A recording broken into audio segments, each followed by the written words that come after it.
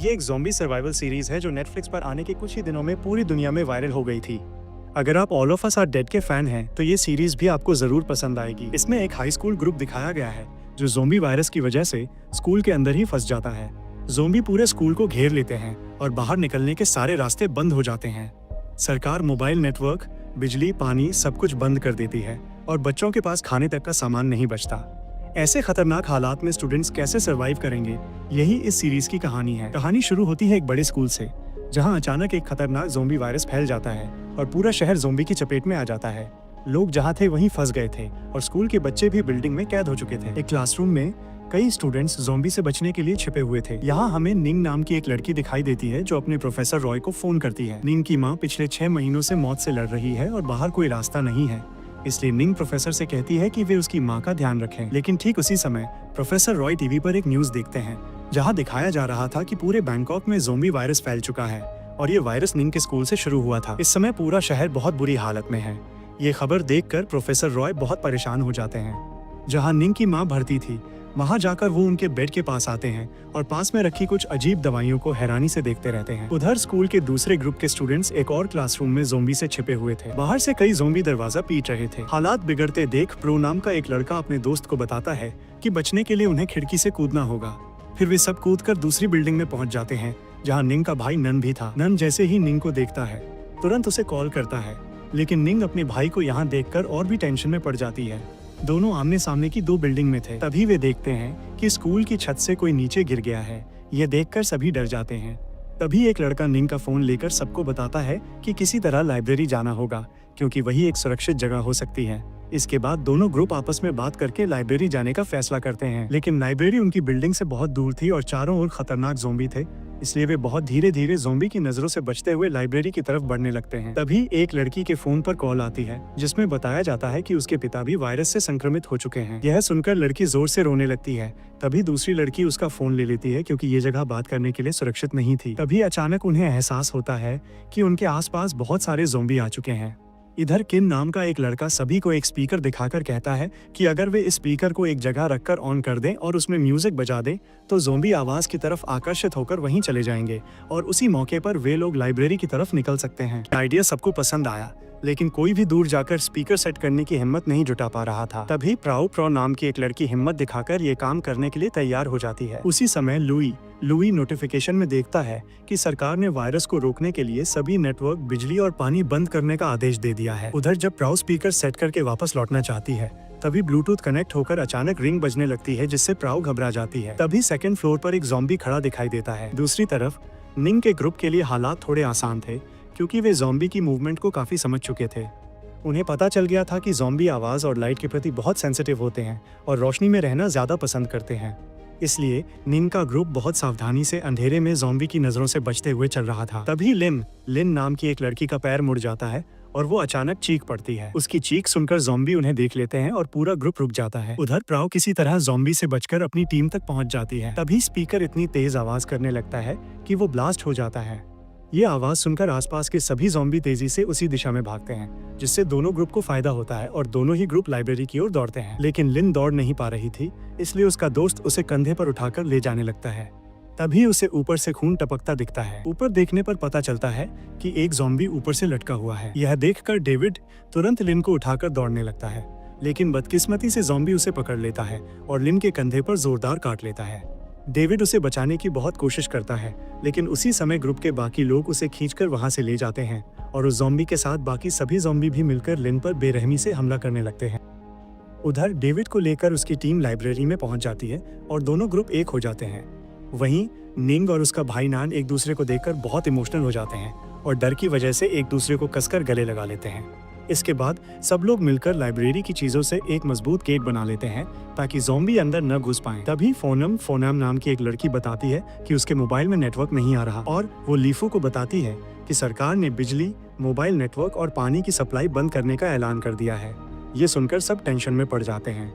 तभी सिमिन नाम की लड़की कहती है कि उन्हें किसी भी हाल में जल्दी से यहाँ से निकलना चाहिए, लेकिन बाकी लोग मना कर देते हैं क्योंकि बाहर की हालत इससे भी ज्यादा खतरनाक है। तभी एक लड़का रेडियो पर सुनता है कि रात 8 बजे तक स्कूल की बिजली काट दी जाएगी और मिलिट्री हेलीकॉप्टर से सर्वाइवर्स को रेस्क्यू करेगी। वे ये भी जान जाते हैं कि ज़ॉम्बी वायरस का असली सोर्स उनका यही हाई स्कूल है। ये सब जानकर उनके ग्रुप में कोई कहता है कि उन्हें बाहर रेस्क्यू टीम का ध्यान खींचने के लिए एक अनाउंसमेंट करना चाहिए, लेकिन कुछ लोग डरते हैं कि आवाज सुनकर ज़ॉम्बी उन पर हमला कर देंगे। इसी बात पर बहस शुरू हो जाती है। तभी निंग किसी की नहीं सुनती और सीधा ब्रॉडकास्ट रूम में जाकर अनाउंसमेंट कर देती है कि वे सब लाइब्रेरी में फंसे हैं और अगर स्कूल में कहीं कोई सर्वाइवर है तो वो लाइब्रेरी में पहुंच जाए, क्योंकि यही सबसे सुरक्षित जगह है।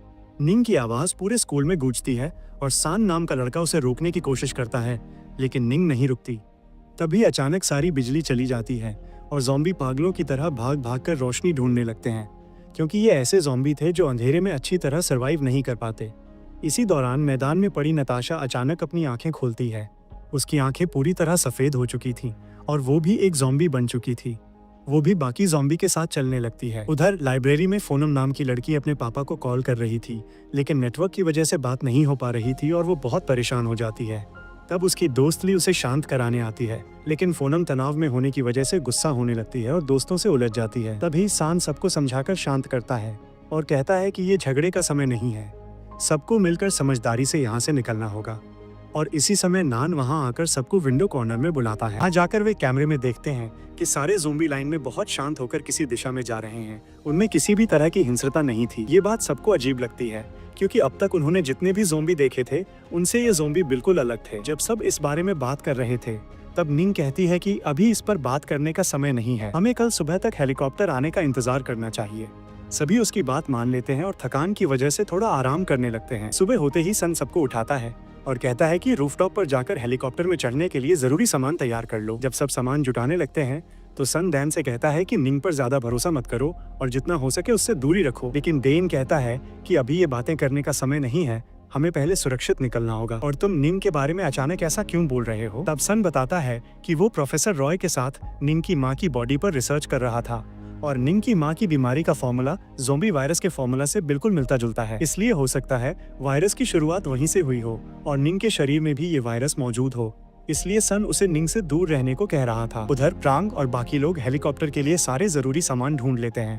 तभी नान देखता है कि एक ज़ॉम्बी खिड़की के बाहर खड़ा है और बाकी लोग देखते हैं कि बहुत सारे ज़ॉम्बी लाइब्रेरी तक पहुंच चुके हैं। उनके पास आईडी कार्ड भी थे, क्योंकि वे सब इसी स्कूल के स्टूडेंट थे। ये देखकर सब और ज्यादा डर जाते हैं, क्योंकि वे आईडी कार्ड दिखाकर इलेक्ट्रिक गेट खोल सकते थे। तभी लाया नाम की लड़की खिड़की से नीचे कूदकर भागने की कोशिश करती है, लेकिन उसी समय फायर अलार्म बज उठता है और सारे ज़ॉम्बी लाइब्रेरी की तरफ देखने लगते हैं। लाया जब नीचे उतर रही होती है तभी पीछे एक डरावना ज़ॉम्बी उसे घूरते हुए नजर आता है। उधर फा का फोन लगातार बज रहा था, पर वो फोन नहीं फेंक पा रही थी, क्योंकि उस समय फोन उनके बचने की एकमात्र उम्मीद था। अगर बाद में नेटवर्क मिल जाए तो वे मदद बुला सकते थे, इसलिए वो भी खिड़की से बाहर निकलने की कोशिश करती है, लेकिन तभी वो देखती है कि एक ज़ॉम्बी ने लाया पर हमला कर दिया है। डर के मारे एफए चिल्लाती हुई वापस अपने ग्रुप की तरफ भागती है। उधर सब ज़ॉम्बी के डर से अलग अलग भाग रहे थे और प्रांग ने सेफ्टी के लिए फा को एक बड़ा चाकू दिया था। सभी जल्दी से फायर डोर के अंदर घुस जाते हैं, लेकिन एक ज़ॉम्बी भी उनके साथ अंदर आ जाता है। तभी प्रांग उसी चाकू से ज़ॉम्बी पर हमला कर देती है और सब बच जाते हैं। उधर फाई और उसके साथ दो लड़कियां ज़ॉम्बी से भाग रही थी,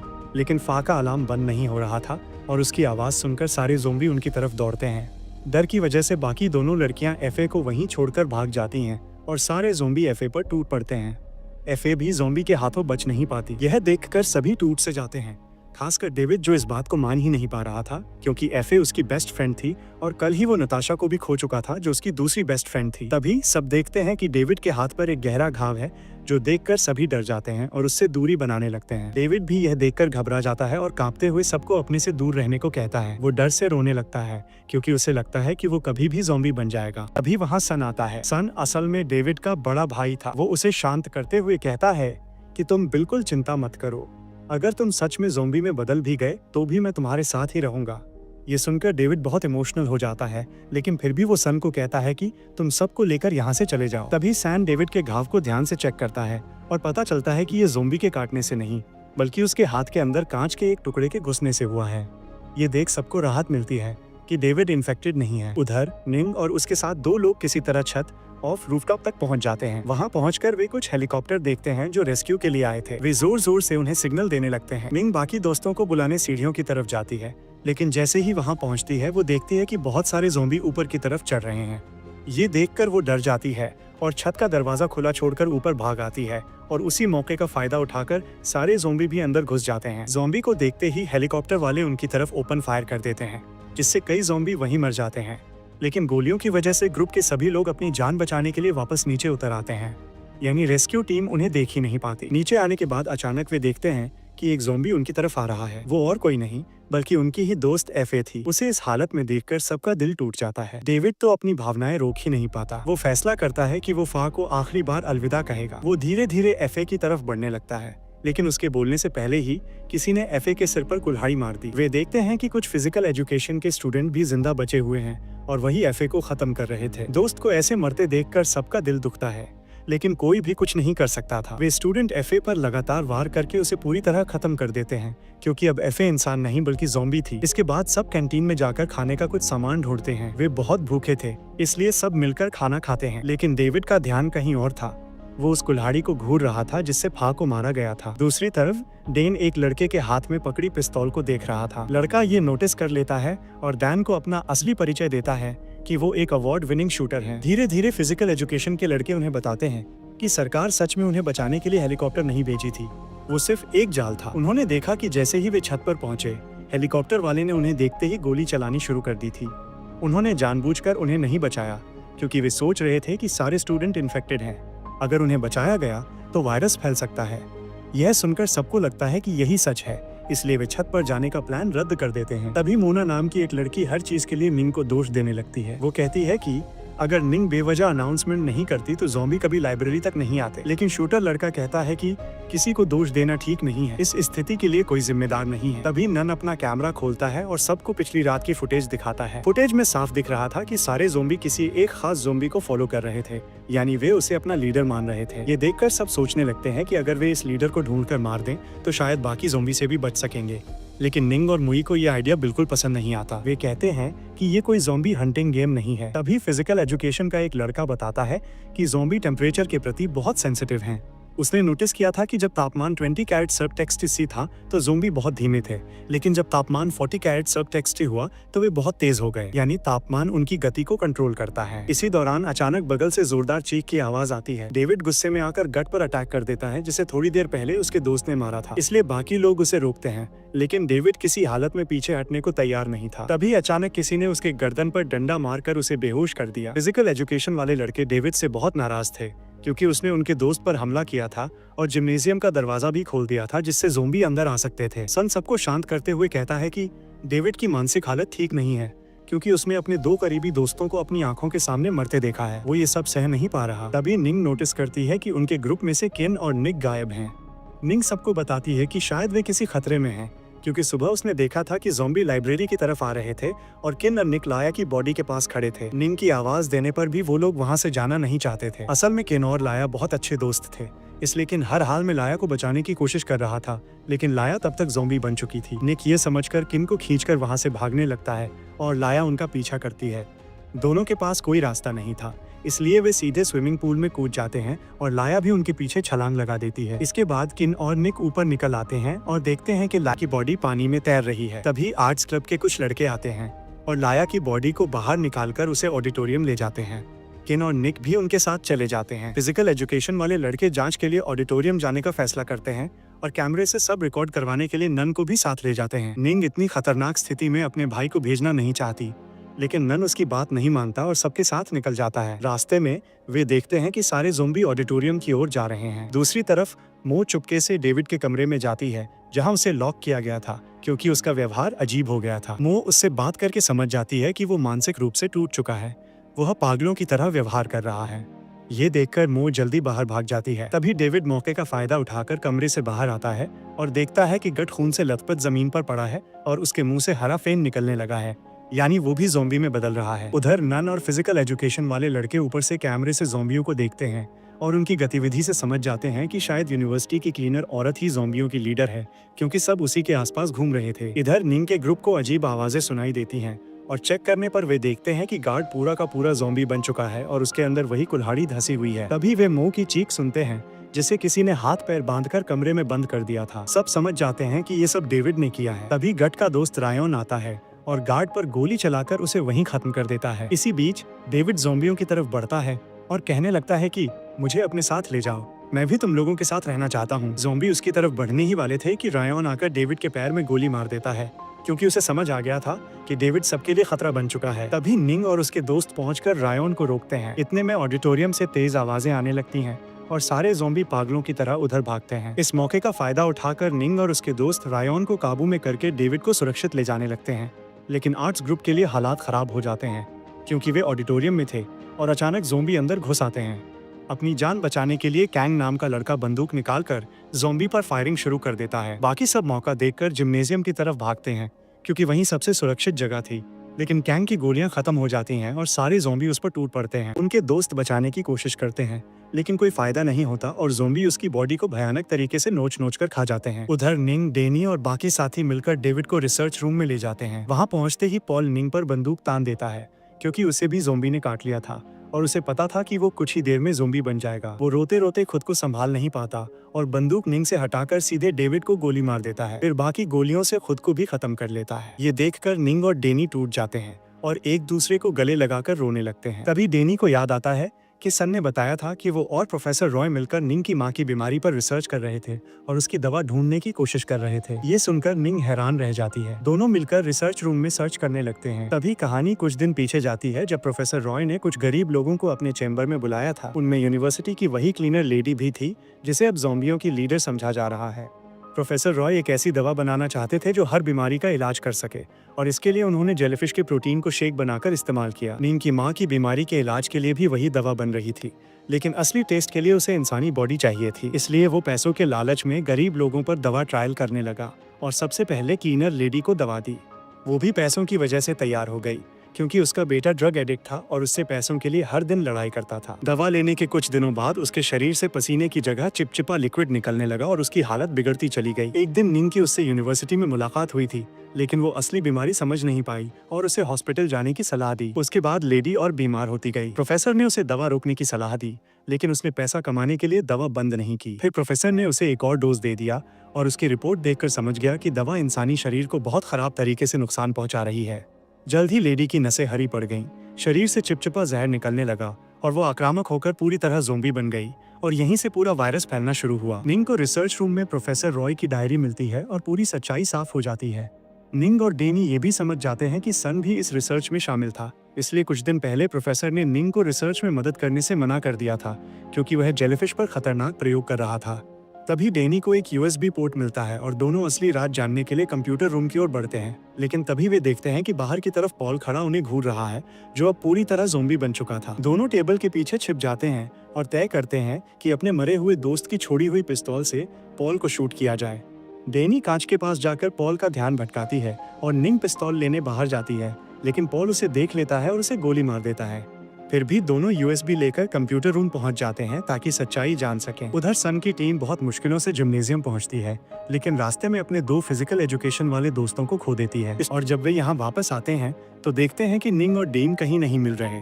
ये देखकर सैन मू को कसूरवार ठहराने लगता है, क्योंकि अगर मू ने डेविड को अनलॉक ना किया होता तो शायद ये सब नहीं होता। मू खुद भी खुद को दोषी मान रहा था। इसके बाद सब लोग कैमरों पर ज़ोंबियों की गतिविधियां देखने लगते हैं और ध्यान से देखने पर उन्हें समझ आता है कि जब भी कोई ज़ोंबी किसी इंसान को काटकर उसे ज़ोंबी में बदल देता है तो उनके बीच एक अजीब सा बहुत क्लोज रिश्ता बन जाता है। वीडियो देखकर वे पक्का यकीन कर लेते हैं कि सबसे पहले क्लीनर लेडी ही इस वायरस से संक्रमित हुई थी, लेकिन वो ज़ोंबी कैसे बनी ये सन और उसकी टीम में कोई नहीं जानता था। तभी उन्हें याद आता है कि वो तो साइंस बिल्डिंग की क्लीनिंग इंचार्ज थी।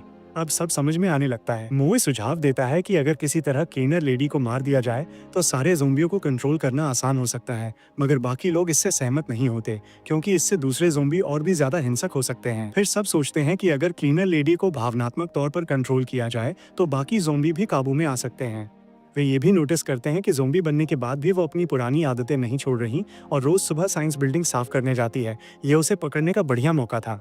सब आपस में बांटते हैं कि कौन उसे लीड करेगा, कौन ज़ोंबियों का ध्यान भटकाएगा और बाकी कौन कौन सी जिम्मेदारी लेगा। उधर कंप्यूटर लैब में निंग और डैन वीडियो देख रहे होते हैं और उन्हें प्रोफेसर रॉय का एक पुराना स्पेस मिलता है, जहां सालों पहले वो और निंग की माँ एक ही साइंस लैब में रिसर्च किया करते थे। तभी कॉलेज में एक विवाद की वजह से निंग की माँ को जॉब छोड़नी पड़ी, लेकिन पीछे की वजह ये थी कि वह उस समय प्रेग्नेंट थी और ये राज छिपाने के लिए वो चुपचाप निंग को रिश्तेदारों के पास छोड़कर किसी नए शहर चली गई। उसकी पहले भी एक शादी थी जो टूट गई थी और वो निंग को लेकर लैब की नौकरी से गुजर बसर कर रही थी, लेकिन गलती से वो बिना शादी के प्रेग्नेंट हो गई और शर्म की वजह से खुद को दूर कर लिया। लगभग 3 साल बाद उसकी गोद में नन था और वो वापस निंग के पास आई। फिर तीनों की नई जिंदगी शुरू हुई, लेकिन पुरानी मुश्किलों की वजह से वो लैब में वापस नहीं गई और एक रेस्टोरेंट में वेट्रेस बनकर काम करने लगी। कई साल बाद अचानक उसकी मुलाकात फिर प्रोफेसर रॉय से हुई। रॉय उसे एक रिसर्चर ताइको से मिलवाता है जो एक सीक्रेट मेडिसिन पर रिसर्च कर रहा था जिसके लिए इंसानी शरीर चाहिए था। शर्त थी कि दवा तैयार होने तक सब गुप्त रहेगा। निंग की माँ मान गई और फिर से लैब में काम शुरू कर दिया। प्रोजेक्ट का नाम था एनी सॉन्ग, जिसमें इमोर्टल सेल्स पर काम हो रहा था जो मौत के बाद भी जीवित रह सकती थी। ताइको के परिवार के लोग भी इस रिसर्च के टेस्ट सब्जेक्ट थे, लेकिन निंग की माँ देखती है कि ताइको का बेटा जो एक प्लेबॉय था, नाइट क्लब में लड़कियों के साथ शराब पी रहा था और उसे डर होता है कि उसके शरीर पर चल रहे एक्सपेरिमेंट का असर दूसरों पर भी फैल सकता है। वो तुरंत सबको बताने रिसर्च रूम जाती है, लेकिन उससे पहले जू और उसके दोस्त नशे में लैब पहुंच जाते हैं और वहां मौजूद महिला डॉक्टर पर हमला कर देते हैं जो जेलीफिश और इमोर्टल सेल से दवा बना रही थी। वो खुद को बचाने के लिए अधूरी बनी दवा का इंजेक्शन जू की गर्दन में घोंप देती है। जू गुस्से में उसके सिर पर वार करता है और उसे मार देता है। निंग की माँ पहुंचकर अपनी सहकर्मी को मरा हुआ पाती है। कुछ दिनों बाद इंजेक्शन के असर से जू पागलों जैसा बर्ताव करने लगता है और वो ताइको का इकलौता बेटा था। ताइको ये सब देखकर निंग की माँ को रिसर्च से सस्पेंड कर देता है और गुस्से में कहता है कि अब निंग को ही एक्सपेरिमेंट का हिस्सा बनाया जाएगा। जू को ठीक करने के लिए निंग की माँ कई दवाओं पर रिसर्च करती है और एक इंजेक्शन खुद को भी दे देती है, पर तुरंत कोई असर नहीं होता। कुछ समय बाद जू कोमा में चला जाता है और ताइको और भी गुस्से में निंग की माँ पर चढ़ जाता है। एक शाम निंग की माँ और प्रोफेसर रॉय बात कर रहे होते हैं और तब पता चलता है कि नन असल में निंग की माँ और प्रोफेसर रॉय का ही बेटा है। पहले वे एक दूसरे से बहुत प्यार करते थे, लेकिन प्रेगनेंसी की वजह से मामला बिगड़ गया और रॉय का पहले से परिवार होने के कारण रिश्ता आगे नहीं बढ़ पाया। रॉय को आज पहली बार पता चलता है कि नैन उसका बच्चा है और ये सुनकर वो बहुत भावुक हो जाता है। ये सब जानकर वो बहुत ज्यादा इमोशनल हो जाती है, लेकिन वो यहाँ ताइको के खिलाफ कुछ भी नहीं बोलती। वो बस सीक्रेट तरीके से एक्सपेरिमेंट वाली बात पर निंग से थोड़ा दूर रहने लगती है, क्योंकि वो नहीं चाहती थी कि इसका कोई असर निंग पर पड़े। इसी बीच वो जेलीफिश से एक ऐसी दवा बनाने की कोशिश कर रही थी जो निंग की माँ की बीमारी को पूरी तरह ठीक कर दे। और पूरी बात निंग को समझाने के लिए प्रोफेसर रॉय ने पहले से ही एक वीडियो रिकॉर्ड कर रखा था, जिसे देखकर निंग के लिए सब कुछ बिल्कुल साफ हो जाता है। लेकिन ये सब देखकर निंग काफी निराश हो जाती है। वो गुस्से में कंप्यूटर स्क्रीन बंद कर देती है और सीधा मेडिसिन रूम में चली जाती है। वहां जाकर उसे कुछ सीरम अलग से रखे हुए मिलते हैं।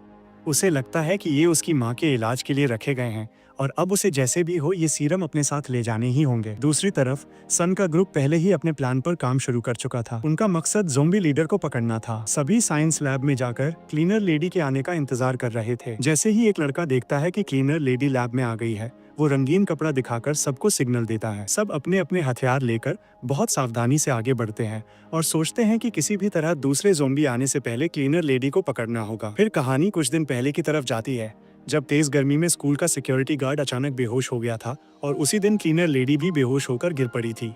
उसके आसपास पूरा फर्श खून से भरा हुआ था और जिन छात्रों पर दवाइयां टेस्ट की गई थी वे सभी बीमार पड़ गए थे, क्योंकि उन सब पर एक्सपेरिमेंट किया गया था। उसी दिन वो सब एक एक करके ज़ॉम्बी बन गए और अलग अलग दिशाओं में फैलने लगे। अब कहानी वापस वर्तमान में आती है, जहां सन का ग्रुप थोड़ा दूर खड़ा होकर क्लीनर लेडी को जिंदा पकड़ने के लिए तैयार था। तभी डैन और निंग वहां पहुंचते हैं। क्लीनर लेडी को इतनी डरावनी हालत में देखकर दोनों रुक जाते हैं। निंग को याद आता है कि उसे वो लेडी पिछली बार भी यहीं इसी तरह मिली थी।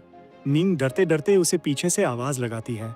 लेडी मुड़कर देखती है, लेकिन कोई जवाब नहीं देती और बस डरावनी नजरों से घूरती रहती है। सन का ग्रुप सोच रहा था कि किसी भी तरह उसका ध्यान अपनी तरफ लाना होगा ताकि उसे पकड़ सकें, इसलिए नैन वहां आवाज करने लगता है। क्लीनर लेडी उस आवाज की तरफ बढ़ने लगती है क्योंकि वो आवाज की तरफ आकर्षित हो रही थी, लेकिन निंग अपने भाई को बचाने के लिए पीछे दौड़ पड़ती है। तभी मो उसे रोक लेता है और प्लान के हिसाब से सन क्लीनर लेडी को पकड़ लेता है। सब मिलकर उसे एक कमरे में ले जाते हैं और उसके मुंह पर काला कपड़ा बांध देते हैं। प्लान सही चल रहा था, लेकिन तभी डेन गलती से उसकी सिर में गोली मारकर उसे मार देता है। इससे सभी बुरी तरह गुस्सा हो जाते हैं क्योंकि पूरी रात की मेहनत बेकार हो जाती है, जबकि डैन और निंग को इस प्लान के बारे में कुछ पता ही नहीं था, इसलिए वे समझ ही नहीं पा रहे थे कि क्या हुआ है। उधर बाकी ज़ॉम्बी अपने अपने वर्क प्लेस की तरफ चलते जाते हैं, जिससे कोई समझ नहीं पा रहा कि अब क्या करना चाहिए। दूसरी तरफ प्रोफेसर रॉय अस्पताल में निंग की माँ के पास बैठा है। दोनों एक दूसरे से बहुत प्यार करते थे, इसलिए वो चाहता था कि वो जल्द ठीक हो जाए। उसे ठीक करने के लिए एक एंटीडोट चाहिए था जो उसके पास नहीं था,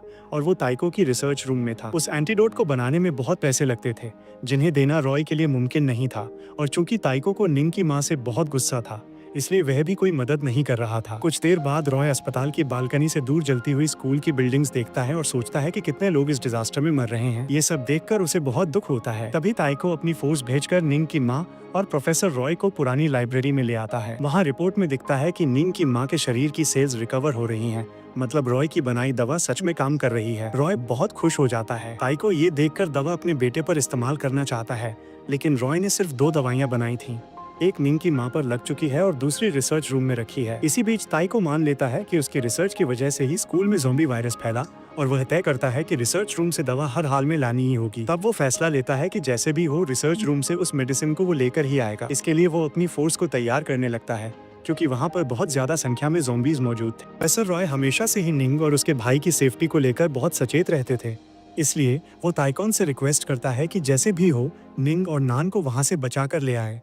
ताइकॉन भी उसकी बात मान लेता है, लेकिन वो साफ कह देता है कि वो सिर्फ निंग और नान को ही ले जा सकता है, किसी और इंसान को वो नहीं ले जाएगा, क्योंकि हेलीकॉप्टर में इतनी जगह ही नहीं है, और उन्हें बाहर निकालने के बाद उन्हें क्वारंटाइन में भी रहना होगा। प्रोफेसर रॉय उसकी शर्तें मान लेता है और खुद भी हेलीकॉप्टर में चढ़ जाता है ताकि निंग और नान को बचा सके। उधर सभी स्टूडेंट्स परेशान थे कि वो आखिर कैसे इन ज़ॉम्बीज से बच पाएंगे। ऐसे में अचानक ज़ॉम्बीज की क्लास टाइम शुरू हो जाती है, और चूंकि ये ज़ॉम्बी रोज के रूटीन के हिसाब से चलते थे, इसलिए वो अपने अपने वर्क प्लेस की तरफ जाने लगे। तभी एक ज़ॉम्बी स्टूडेंट दरवाजे पर जोर जोर से नॉक करने लगता है। सब घबरा जाते हैं, क्योंकि दरवाजा कभी भी टूट सकता था। सभी उलझन में थे कि अब क्या करें। तभी मुंह के दिमाग में एक आइडिया आता है। वो कहती है, चूंकि हम ज़ॉम्बी लीडर को मार चुके हैं, अगर हम किसी तरह एक सेकंड जनरेशन ज़ॉम्बी क्रिएट कर लें तो शायद हम बाकी ज़ॉम्बीज को कंट्रोल कर पाएंगे। उनको याद था कि जो भी हेल्दी इंसान किसी ज़ॉम्बी के काटने से संक्रमित होता था, वो ठीक उसी ज़ॉम्बी जैसा बर्ताव करने लगता था। इसलिए उसके दिमाग में ये प्लान आया। बाकी सभी उसकी बात समझ नहीं पा रहे थे, लेकिन निंग समझ गई कि मो क्या कहना चाह रही है। निंग सबको बचाने के लिए खुद को कुर्बान करने का फैसला कर लेती है। वो बिना किसी बात के एक इंजेक्शन लेकर क्लीनर लेडी की डेड बॉडी के पास जाती है और ब्लड लेकर आ जाती है, ताकि वो खुद पर इंजेक्शन लगाकर ज़ॉम्बी बन सके। सब उसे रोकते हैं, लेकिन वो किसी की नहीं सुनती, क्योंकि वो अपने भाई से बहुत प्यार करती थी और उसके लिए कुछ भी करने को तैयार थी। इंजेक्शन लगाने से पहले वो नान को प्रोफेसर रॉय का पेन ड्राइव देती है और कहती है, शायद मैं वापस न आ सकूं, लेकिन तुम कभी हार मत मानना। जैसे ही निंग खुद को इंजेक्शन लगाने लगती है, डायन उसका हाथ रोकने की कोशिश करता है और नान के सिर पर बंदूक रख देता है। वो कहता है कि अगर निंग ने इंजेक्शन लगाया तो वो उसके भाई को गोली मार देगा, लेकिन निंग को पता था कि डायन कभी उसके भाई को नहीं मार सकता, इसलिए वो उसकी बात नहीं सुनती। जैसे ही वो इंजेक्शन लगाने वाली होती है, नान झट से उसका हाथ झटका देता है और इंजेक्शन गिरा देता है। उसी समय आवाज सुनकर कुछ ज़ॉम्बीज कमरे की तरफ दौड़ने लगते हैं। डायन फायरिंग शुरू कर देता है और गोली की आवाज सुनकर और भी ज़ॉम्बीज वहां भागकर आने लगते हैं। सब स्टूडेंट्स भागने लगते हैं। नीचे आते ही देखते हैं कि ज़ॉम्बी ऊपर चढ़ रहे हैं, इसलिए उनके पास सिर्फ छत पर जाने का रास्ता बचता है। डायन उन्हें बचाने के लिए फायर करता रहता है, लेकिन उसकी बुलेट खत्म हो जाती है। किसी तरह सब छत पर पहुंच जाते हैं। तभी प्रोफेसर रॉय का हेलीकॉप्टर वहां पहुंचता है। हेलीकॉप्टर देखकर निंग को लगता है कि वो अब सबको बचा सकता है, इसलिए वो जल्दी से एंटीडोट जेलीफिश मेडिसिन दिखाती है ताकि प्रोफेसर रॉय उसे देखकर उन्हें बचाने आए। प्रोफेसर रॉय उन्हें देखकर पायलट से हेलीकॉप्टर नीचे लैंड करने को कहता है। निंग और बाकी लड़कियां हेलीकॉप्टर की तरफ दौड़ती हैं, लेकिन हेलीकॉप्टर सिर्फ निंग को उठाकर ले लेता है। बाकियों को वहीं छोड़ दिया जाता है। ये देखकर मो बहुत गुस्सा हो जाती है और वो गालियां देने लगती है। निंग को भी अच्छा नहीं लग रहा था, लेकिन उसके पास कोई दूसरा रास्ता नहीं था। जोर जोर से अपने भाई को बुलाने लगी और पायलट से बार बार रिक्वेस्ट करने लगी कि वो सबको बचा ले, लेकिन पायलट ने ऐलान किया कि नहीं, सिर्फ हेलीकॉप्टर में चढ़ो। इस बीच सान और उसके साथी छत के दरवाजे के पास ज़ॉम्बी से लड़ाई कर रहे थे।